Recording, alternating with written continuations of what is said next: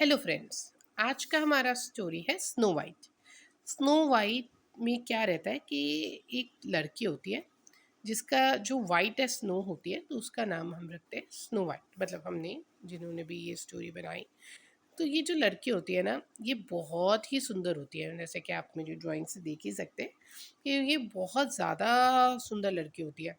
और इसका क्या रहता है, जैसे हर फेरी टेल में होता है कि इसकी मम्मी पैदा होते ही मर जाती है, एंड इसके जो पापा है वो फिर अगेन दूसरी शादी कर लेते हैं और वो लाते हैं। वो भी बहुत सुंदर लड़की होती है, लेकिन वो एक विच होती है। और क्योंकि वो एक विच होती है, तो वो जो विच होती है ना, वो इसके पापा को मार देती है। और फिर वो रहती है स्नो वाइट के साथ, और मतलब वो क्वीन भी बन जाती है। तो इसके बाद क्या रहता है, ये जो विच है ना, ये हर रोज़ एक एक एक शीशे में देखती होती है, और शीशे में देख के बोलती है कि mirror mirror on the wall, who is the prettiest of them all. और साइकोलॉजिकल प्रॉब्लम की वजह से उसको ऐसा इल्यूजन होता है कि मिरर उससे बातें कर रहा है।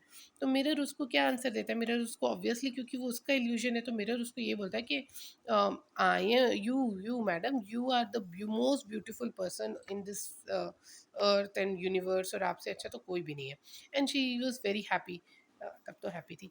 उसके बाद एक दिन क्या होता है, एक दिन उसको लगता है कि मिरर ने पलटी मार दी, और मिरर अब बोल रहा है कि सबसे ब्यूटीफुल तो स्नो वाइट है। जैसे कि ड्राइंग से पता ही लग रहा है कि वो कितनी प्रिटी है।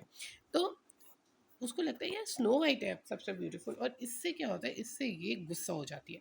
ये गुस्सा हो जाती है, और ये फिर एक हेंचमैन बुलाती है, और वो हेंचमैन को बोलते हैं कि इसको जाके ना मार दो।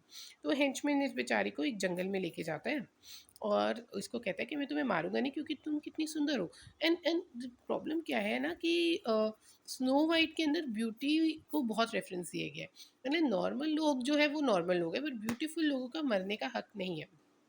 मतलब उन्हें क्यों मारना।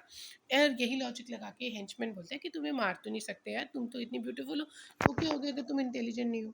तो वो उसको कहते हैं कि लेकिन तुम जंगल में ही मैं तुम्हें छोड़ के चले जाऊँगा। अब snow white being snow white वो कैसे वापस जा सकती थी, मतलब उसने ट्राई भी नहीं करती कि मैं जंगल से वापस चले जाऊँ। लुढ़ लुढ़ फिर के वो वापस आ सकती थी जंगल से, but she doesn't bother.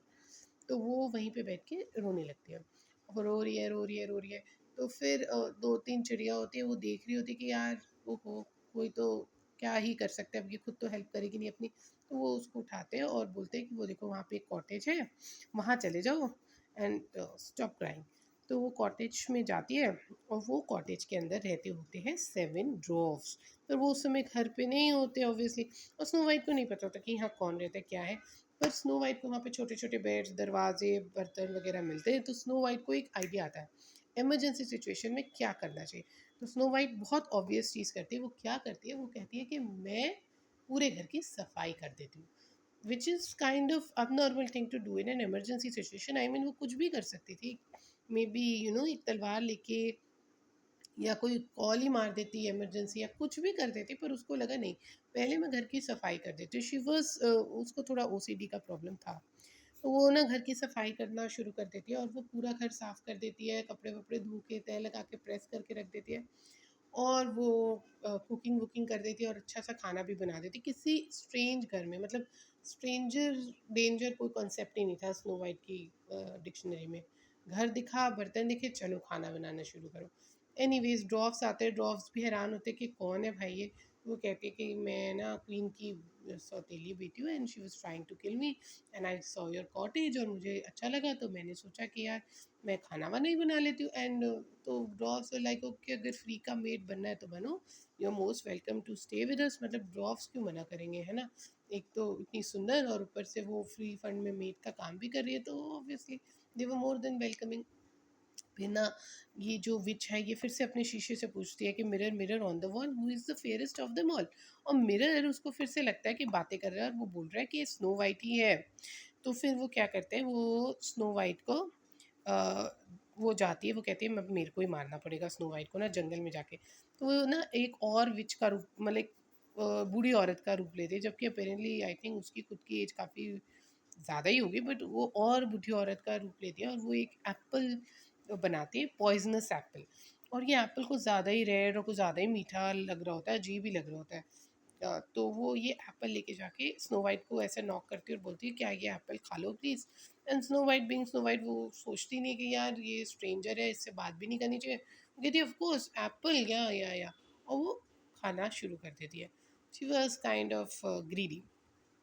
Anyways, तो वो एप्पल खा लेती है और वो मर जाती है। Very easy. फिर उसके बाद क्या होता है, तो ये जो है ये अपने घर चले जाती है क्योंकि दिस वाज टू इजी। फिर क्या होता है, स्नो ड्रॉफ्स आते हैं, ड्रॉफ्स कहते हैं ओ माय गॉड ये मर गई। तो ड्रॉफ्स क्या करते हैं, ड्रॉफ्स पुलिस पुलिस कुछ नहीं बुलाते, वो कहते हैं हम पे इल्ज़ाम जाएगा। तो ड्रॉफ्स उसका ना ग्लास का कॉफिन बना देते हैं और उसमें स्नो वाइट को रख देते हैं, which is again very very creepy. मतलब एक लाश को, एक डेड बॉडी को वो कॉफिन में रख देते क्योंकि वो बहुत सुंदर होती है। इस स्टोरी में बस सुंदरता को इंपॉर्टेंस दी गई है। तो अब क्या होता है, एक दिन ना एक प्रिंस जा रहा होता है और वो देखता है कि ओ माय गॉड ये डिस्प्ले में क्या है। तो वो प्रिंस जाता है और प्रिंस को दिखाई देती है कि एक डेड बॉडी पड़ी है स्नो वाइट की, इतनी सुंदर। प्रिंस भी इतना मूव हो जाता है कि इतनी सुंदर। तो वो उस कॉफिन को खोलता है और जैसे ही वो उसके टीयर की एक आंसू की एक ड्रॉप गिरती है स्नो वाइट के ऊपर, तो स्नो वाइट जिंदा हो जाती है और वो दोनों शादी कर लेते हैं, because that is the aim in life कि प्रिंस के साथ शादी होनी चाहिए। और then they start living happily ever after. और विच तो वैसे ही खुश थी, और ड्रॉफ्स बस सैड हो जाते कि उनकी मेट चली गई। Thank you.